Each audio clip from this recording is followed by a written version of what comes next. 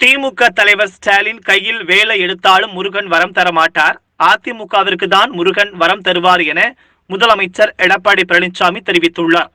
கோவை புளியகுளம் பகுதியில் உள்ள முந்தி விநாயகர் கோவிலில் முதலமைச்சர் எடப்பாடி பழனிசாமி வழிபாடு நடத்தினார். பின்னர் எடப்பாடி பழனிசாமி இன்று இரண்டாவது நாளாக தேர்தல் பரப்புரையை துவக்கினார். அதிமுக தொண்டர்கள் எடப்பாடி பழனிசாமிக்கு உற்சாக வரவேற்பு அளித்தனர்.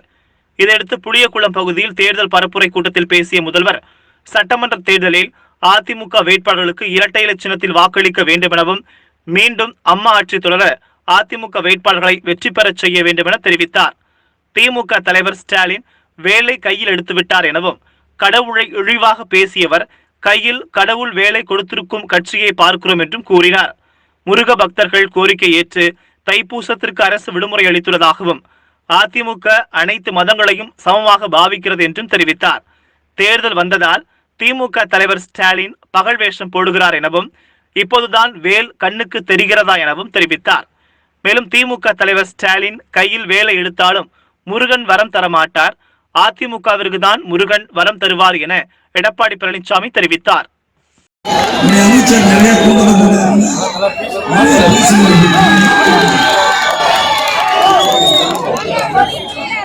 தேர்தல் பிரச்சார கூட்ட நிகழ்ச்சியிலே கலந்து கொண்டு சிறப்பித்துக் உள்ளாட்சித்துறை அமைச்சர் சகோதரர் வேலுமணி அவர்களே, கோவை மாவட்ட கழக செயலாளர் அர்ஜுன் அவர்களே, எம்எல்ஏ அவர்களே,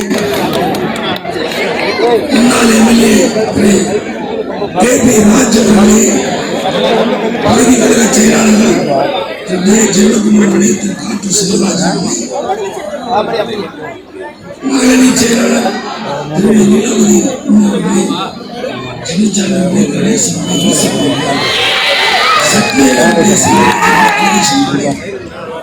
நாராயண அனைவருக்கும் என்னுடைய முதற்கு நன்றி கலந்த வணக்கம்.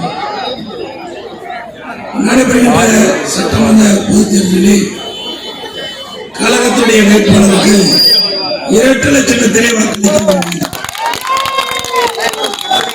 புரட்சி தலைவர் எம்ஜிஆருடைய சின்னம், அம்மாவின் சின்னம், தாய்குலத்தின் சின்னம், தொழிலாளியின் சின்னம், 2 லட்சத்திலே வாக்களித்து மீண்டும் அம்மாவுடைய ஆட்சி தொடர வெற்றி பெற செய்வேன் கழக வேட்பாளரை. இன்றைய தினம் தொண்டை கொஞ்சம் மிஞ்சி போச்சு.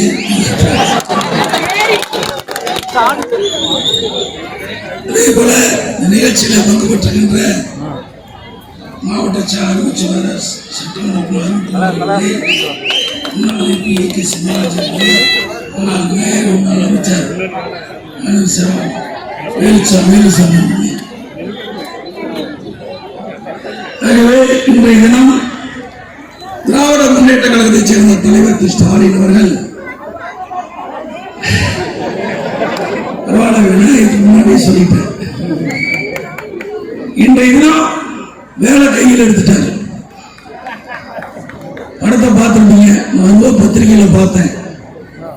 யாரெல்லாம் கடவுளை எளிவா பேசினாங்களோ அதே கடவுள் இன்னைக்கு வேலை கையில் கொடுத்து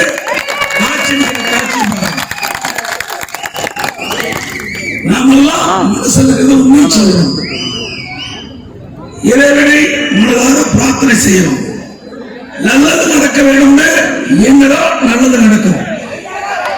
ஆனா ஸ்டாலின் வெளியிலே பேசுவது ஒன்று, உள்ளே இருப்பது ஒன்று. நீங்கள் முருகனுடைய வேலை மட்டும் பெற்றால் உங்களுக்கு இறைவன் வரம் கொடுக்க மாட்டார். வரம் கொடுப்பது அனைத்து இந்திய அண்ணா திராவிட முன்னேற்ற கழக. ஏன்னா முருக பக்தர்கள் நீண்ட நாட்களாக தைப்பூசத்துக்கு பொது விடுமுறை விட வேண்டும் என்று கோரிக்கை வைத்தார்கள். அந்த கோரிக்கையை நிறைவேற்றிய அரசு நம்முடைய அரசு. தைப்பூசம் என்று அரசு விடுமுறை. முருக பக்தர்கள் இறைவனை தரிசனம் செய்வதற்கு அன்றைய தினம் விடுமுறை பெற்றுக் கொண்டோம். அதே போல அனைத்து இந்திய அண்ணா திராவிட முன்னேற்ற கழகத்தை பொறுத்த வரைக்கும் எல்லா மதத்தையும் சமமாக பாதிக்கிறோம்.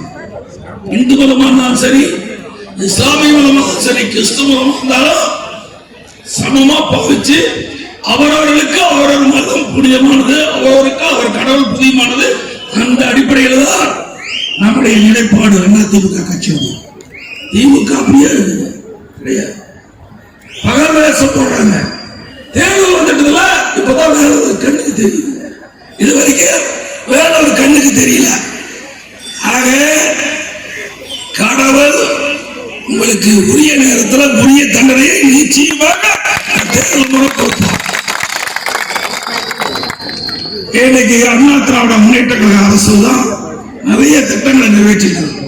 இங்க கூட பிள்ளைங்கள பகுதியில் மகளிர் கலை மற்றும் அறிவியல் கல்லூரியை கொடுத்து ஏழை எளிய மாணவர்கள் உயர்கல்வி படிப்பதற்கு தொடர்ந்து வழங்கிட்டு இருக்குது. பள்ளியிலே படிக்கின்ற மாணவ செல்வங்களுக்கு காலனி,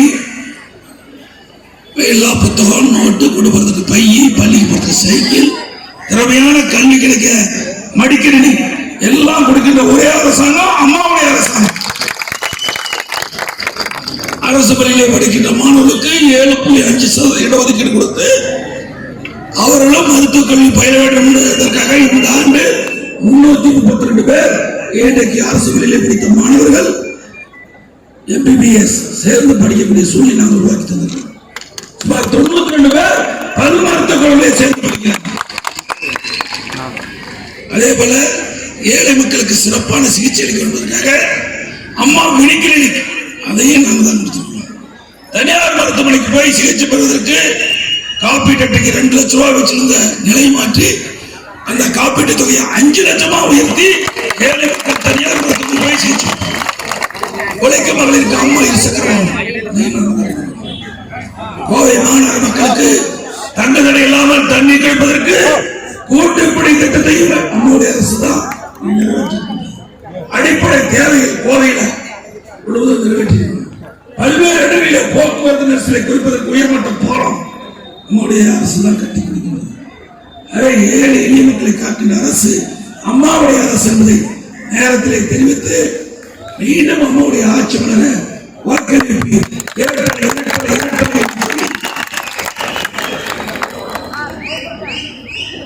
அதே போல புனித பயணம் மேற்கொள்வதற்கு 20,000 ரூபாய் வழங்கப்பட்டுள்ளது. இன்றைக்கு அதை 37,000 ரூபாய்